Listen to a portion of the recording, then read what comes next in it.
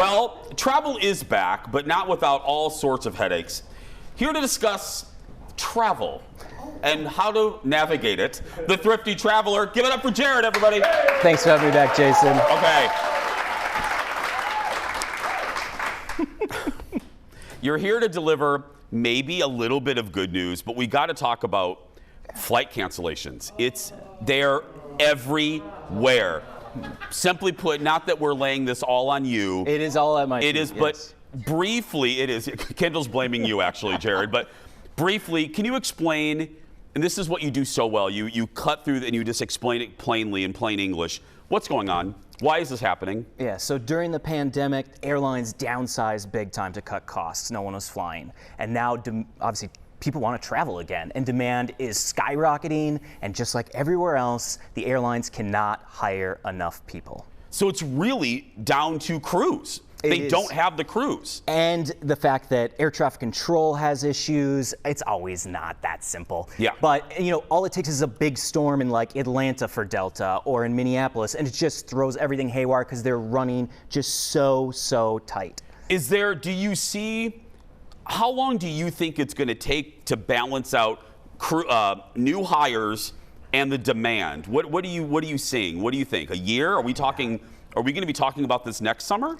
It's really hard to know. Obviously, Yeah. we're at a very high demand moment, but you know, international travel hasn't even come back yet fully. So it's like, you know, once international travel, people start really traveling again, and there's no requirement for testing on return for international travel, I mean, things are it's going to be complicated for a while. Is it just me, or does it seem like, and fair is fair, you and I sat here many times or on Zoom and complimented Delta during the pandemic. I think I will always believe Delta handled 20 and 21 really, really well. But right now it seems like Delta is really bad with the cancellations. Is it fair to say that? That is an accurate assessment. I mean, Delta has staked their entire reputation of being the on-time machine, you know, and they have been. But like last weekend, they had more cancellations in one weekend than they had in all of 2019. Did you guys know that? So Isn't that, yeah.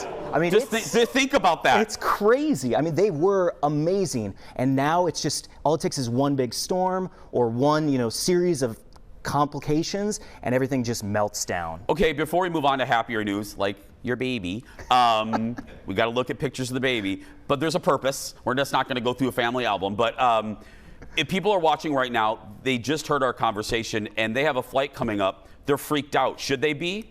I mean, all it takes, so Delta so obviously they had all those cancellations last weekend, but they also canceled a bunch of flights in through August. So people already know about that. You should have got an email. So what they're trying to do is trim their schedule so that they have fewer of these meltdowns, so they can run just a little bit cleaner. Leaner and cleaner, yes. So they're handling it, they're aware, and they're now handling it on the front end. Yes, but they also canceled a bunch of flights for last weekend trying to avoid a meltdown, and they still had a meltdown. Okay. So, as they say, the cliche, pack your patience. Yeah. It is. Be kind and be patient. Yeah, exactly. It's not, I hate that when people, it's not Sarah, the flight attendant's fault, or Trevor behind the counter at the gate. It's not their fault. I hate when people are unnecessarily rude to those folks. Okay, you just got back from your first overseas trip with your son. How did that go? Interesting. Yes. No, it was a great family trip, but on 2 of the 5 flights, the airlines lost the car seat for our kid.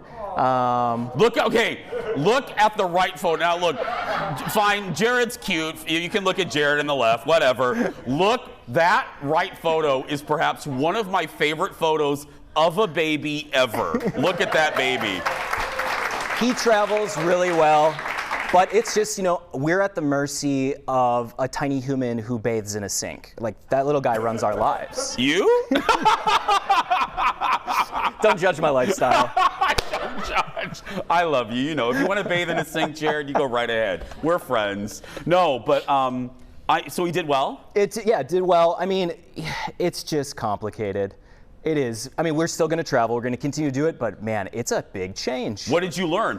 Even as the Thrifty Traveler, What was your big, I like a good, what was your big takeaway that you're like, oh, I can't wait to write about this because I didn't expect X, Y, or Z? So before we had a kid and traveled, we always carried on only never checking bags. Because when you check bags, something can always happen. But we had to check bags because we brought a gigantic car seat. And that was just a huge mistake. So in the future, we're going to rent as much as we can and carry on. Get an Airbnb so you can wash clothes and travel light. Jared, how big is this car seat? It is big. It is. No, but like, what are we talking? I mean, we're talking, the bag is like, it is gigantic. It's like a trombone. How big is the baby? The baby's like that big. We could have a whole segment about car seats? Car seats and it's as big as a trombone case? I don't know. It's just gigantic, and it's bigger than my carry-on bag. And I'm just like, what kind of life is this? So bottom line, before we go to break, we're going to have deals and stuff on this side. But that's a really good tip. Rent as much as you can, or is that what you're saying? Okay. You know, so like we rented a car when we got to Switzerland. We should have just rented a car seat. You know, why would we bring a giant bag? Is that where you stay, Jared? Of course. Look at you. Must be good to be the thrifty. That's an Airbnb, yes. And it's down season because we're in like a ski area, but obviously nobody's skiing right now, but you can get Airbnbs for super cheap. Wow, that is gorgeous. Okay, stay right there. More with Jared when we come back. Back in a moment, everyone. I always see the families at Disney. Welcome back. Okay. Before we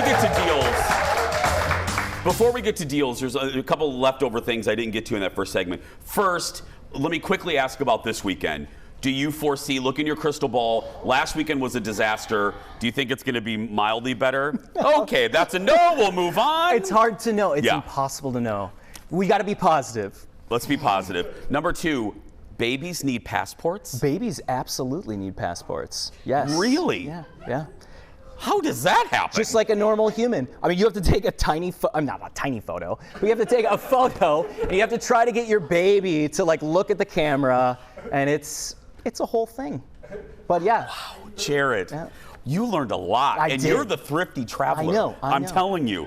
Okay. Let's go to flight deals. That's why people love you. Well, they love you for other reasons too. But let's talk. Hard to find domestic deals, right? Very hard to find domestic deals. So international right now absolutely is where you should be looking. Like Minneapolis to Guatemala City, Guatemala yesterday was $183. Not everybody's cup of tea, but $183 round trip on American. You can't get to Chicago for $350. You can't buy a tank of gas for $183 right now. I think that's accurate.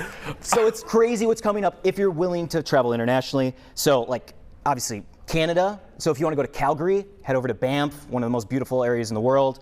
You can fly nonstop on Delta, $391 through next April. Fort Myers, Florida, one of the few places domestically you can travel on the cheap, $197 nonstop round trip on Delta through February. Belize, $372, Cancun, $280, Havana, Cuba, $352. Havana's open again. Yeah. I've been there twice. It's wonderful. You loved it. I remember that. I did. And probably one of my favorite ones, Hawaii. Go to Kauai, $478 on Delta through next year, which is crazy.